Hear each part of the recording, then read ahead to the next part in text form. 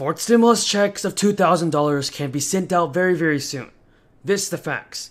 President Biden has signed into law an actual $777 billion annual military budget. Now, this is his first time in office, and that's after weeks of Congress overwhelmingly passed a bill amid calls from progressives who actually advocated for cutting the military spending. Now, the White House announced that President Biden signed a piece of legislation formerly known as the NDAA Act.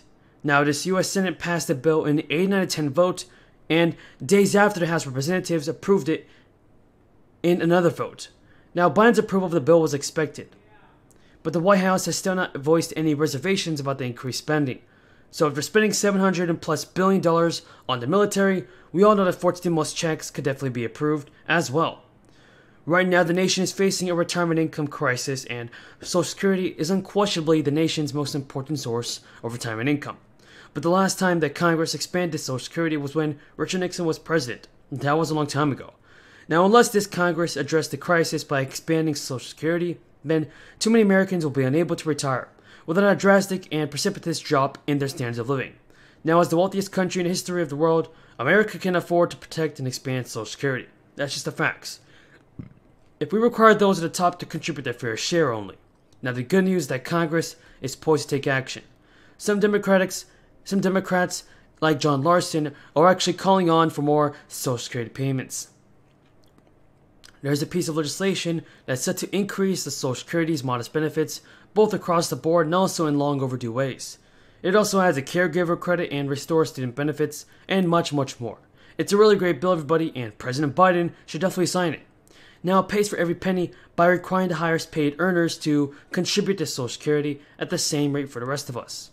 Now, although no Republican politician has actually co-sponsored the bill, large majorities of Republicans and Democrats and even independents have overwhelmingly supported an expansion of Social Security. Now, Republican oppositions and Republican politicians are listening to their corporate donors and not their voters. Now, it's time for the Democrats who currently control both the Congress and both pieces of Congress, both houses of Congress as well as the White House, to finally bring Social Security expansion to a vote. There's no better way to do this than by passing more stimulus bills and Social Security benefits. Increasing it, that is. Now, Social Security is a priority for all voters. Expanding Social Security, while requiring those at the top to contribute more, will also help to reverse income and wealth inequality. Expanding Social Security will only strengthen the economy and create jobs because the vast majority of Social Security's 65 million beneficiaries are either low or moderate income. Now, they tend to spend their benefits immediately in the local community in which they live. And Social Security is especially important to rural communities, which tend to be older. Now, starting in January, those receiving Social Security checks will see a major boost in the amount of money held in their accounts. The Social Security Administration estimates the average retired worker will only receive about $92 a month, and at 5.9% the cost of living increase, the COLA adjustment is the largest increase to the Social Security benefits since 1982. Most of the speeches on the other side because they're not fraught with meaning or fact, so I don't have my computer get bothered with that. But the fact is that the censure, they could improve their behavior. They don't have to threaten to kill members of Congress or threaten the life of the President of the United States. So you say, what can we do to bring people together? Well, we can encourage everyone to honor the Rule 23 of the House, which is that you must bring credit to the House of Representatives. But with that, I'm going to yield to my colleagues for any questions, answers they may have on the subject of your question. Is there Neil? Never thought quoting Daniel Webster would have received such a reaction from the Republican leader last night. That seemed to be the theme that he repeatedly came back to. But if I could just emphasize just quickly, paid family leave, middle-class tax cuts, the child credit, ACA premium credits, we lower health care costs, negotiated drug prices, and we expand ACA. And with that, signing the president's signature on the infrastructure bill, this is quite a week for the American family.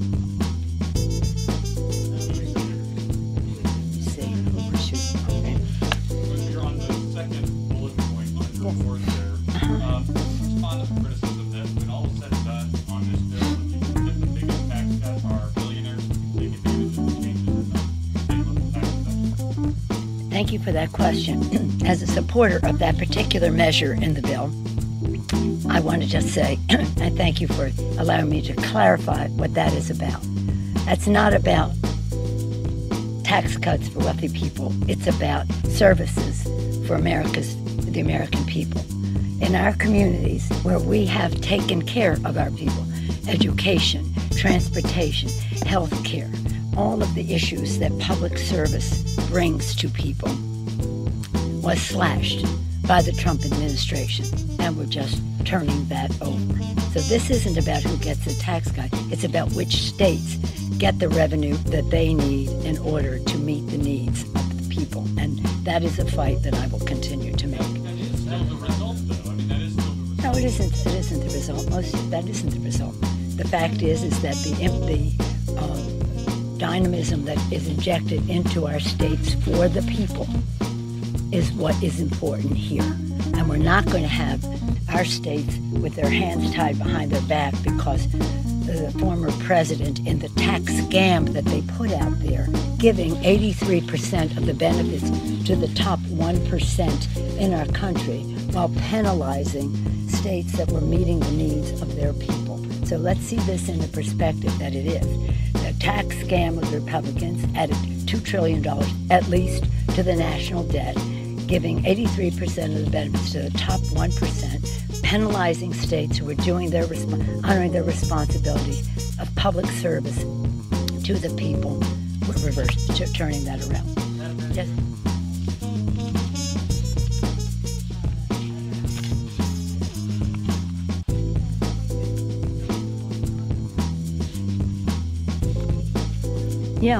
Yeah, we have to wait for them to be vaccinated because they are selfishly a endangerment to other people, including staff people here.